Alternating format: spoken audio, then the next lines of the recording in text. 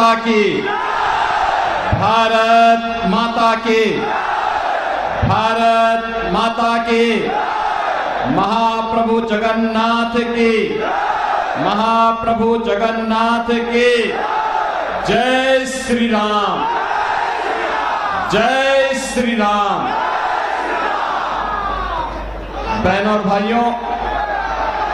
मेरा सौभाग्य है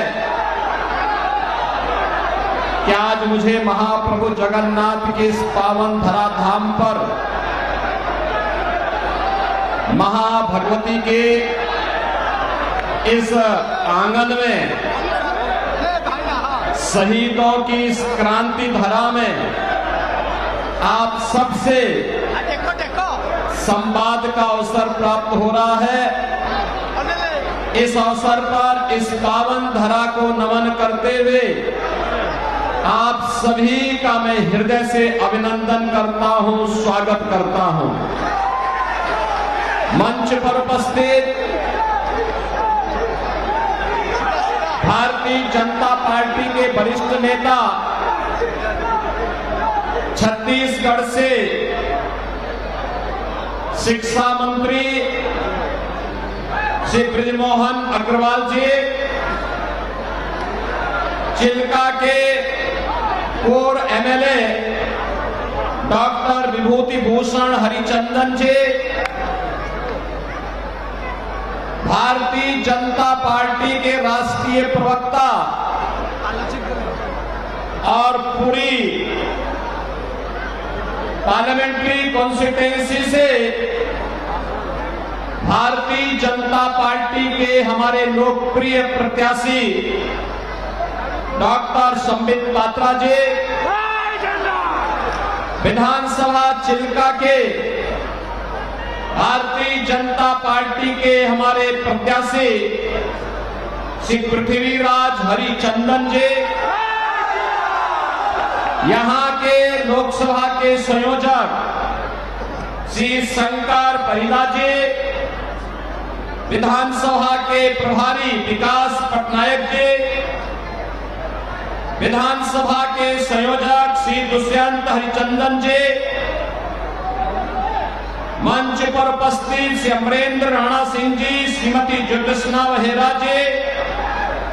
और भारतीय जनता पार्टी के सभी पदाधिकारी के साथ साथ भारी संख्या में पूरी पार्लियामेंट्री कॉन्स्टिट्यूएंसी और चिल्का असेंबली से जुड़े हुए मेरे सभी उपस्थित बहनों और भाइयों, भगवान जगन्नाथ, बलभद्र और माता सुभद्रा की कृपा भूमि को कोटि कोटि नमन करते हुए मां भगवती के श्री चरणों में नमन करता हूं। आप सबका मैं हृदय से अभिनंदन करता हूं। ये मेरा सौभाग्य है कि मैं मर्यादा पुरुषोत्तम प्रभु श्री राम की पावन धरा अयोध्या से, लीलाधारी भगवान श्री कृष्ण की पावन धरा मथुरा से आप सबका अभिनंदन करने के लिए आपके बीच में मैं आज यहां पर आया हूं। मैं सबसे पहले धन्यवाद दूंगा भारतीय जनता पार्टी के अपने प्रत्याशी डॉक्टर संबित पात्रा को, जिन्होंने पूरी किस पावन धरा पर मुझे आने का अवसर दिया। बहनों और भाइयों, पूरी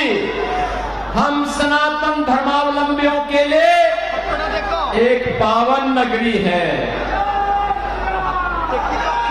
प्रारंभ से ही सप्तपुरियों में से एक हमारी जगन्नाथपुरी है और भगवान आदि शंकराचार्य ने भी जो 4 पीठ स्थापित किए हैं उनमें से पुरी एक है। पुरी के बगैर भारत की सनातन परंपरा की कल्पना भी नहीं की जा सकती है।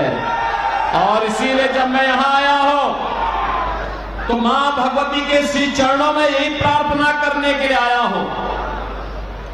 कि आपको भी, हम सबको भी इतनी ताकत दे, इतनी ताकत दे कि हम लोग डबल इंजन सरकार उड़ीसा के अंदर ला करके लैंड माफिया, सैंड माफिया, यहां के फॉरेस्ट माफिया, यहां के कैटल माफिया, इन सब को भी यूपी के बुलडोजर की तरह यहां पर भी उसका रास्ता बनाने का काम कर सके। बहन और भाइयों, आज आपने देखा होगा जब सरकार बीजेपी की बनती है और नरेंद्र मोदी जी जैसा नेतृत्व मिलता है तो फिर आपको लगता होगा कैसे परिवर्तन आता है। ये परिवर्तन आज आपको देश के अंदर देखने को मिल रहा होगा, लैंड के देश के ऊपर आज आपको देखने को मिलता होगा। दुनिया के अंदर भारत का सम्मान बढ़ा है, भारत की सीमाएं सुरक्षित हुई हैं, आतंकवाद पर नियंत्रण हुआ है, नक्सलवाद नियंत्रित हुआ है। अब तो कहीं पे पटाखा भी फट जाए ना तो पाकिस्तान पहले सफाई देता है, कहता है कि साहब मैंने नहीं किया है, क्योंकि इसे मालूम है ये नया भारत है, मोदी का भारत है, ये छेड़ता नहीं, लेकिन कोई छेड़ता है तो उसको छोड़ता भी नहीं है, और इसलिए पाकिस्तान सफाई देने की मुद्रा में आता है। बहनों और भाइयों, मोदी जी के नेतृत्व में डेवलपमेंट के जो कार्य भारत के अंदर हुए हैं, आज आप देख रहे होंगे हाईवे, रेलवे, हाईवे में 4 लेन, 6 लेन, 12 लेन हाईवे बन रहे हैं, तेजी के साथ नया इंफ्रास्ट्रक्चर खड़ा हो रहा है। रेल मीटर गेज से अब ब्रॉड गेज है, अब मीटर गेज की ट्रेन नहीं, अब बुलेट स्पीड से चलने वाली वर्ल्ड क्लास ट्रेन की सुविधा मोदी जी पूरे देश के अंदर कहीं वंदे भारत के रूप में, कहीं अमृत भारत के रूप में, कहीं नमो भारत के रूप में देने का कार्य कर रहे हैं। IIT, IIM, IIIT, NIT, AIIMS, world class university, और बहनों और भाइयों, हर घर नल की योजना के माध्यम से शुद्ध पेयजल की आपूर्ति पूरे देश के अंदर उपलब्ध करवाने की बड़ी कार्य योजना को भी मोदी जी ने लागू किया है। गरीब कल्याणकारी योजनाओं को लेकर के जब डबल इंजन की सरकार होती है तो कितना लाभ मिलता है। आज इसका लाभ उत्तर प्रदेश जैसे राज्य लेते हैं, देश के अंदर 80 करोड़ लोगों को फ्री में राशन की सुविधा मोदी जी पिछले 4 वर्ष से उपलब्ध करवा रहे हैं और अगले 5 वर्ष तक उपलब्ध करवाएंगे। लेकिन उड़ीसा में यहां की सरकार, नवीन पटनायक की सरकार नौकरशाहों से ऐसी घिरी हुई है कि वह फ्री में राशन की सुविधा को भी अपने नाम से भुनाने का काम करती है।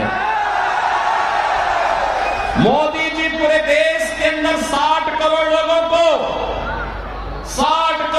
को पूरे देश के अंदर आयुष्मान भारत में 5 लाख रुपए की उपचार की सुविधा प्रतिवर्ष उपलब्ध करवा रहे हैं। लेकिन यहां पर नवीन पटनायक जी की सरकार यहां पर आयुष्मान भारत लागू नहीं होने देना चाहती है। बहनों और भाइयों, आप देख सकते हैं किसानों को किसान सम्मान निधि, हर घर में शौचालय का निर्माण, घर घर में उज्ज्वला योजना के कनेक्शन और 4 करोड़ गरीबों के सिर को ढकने के लिए PM आवास की सुविधा देश के अंदर बिना भेदभाव के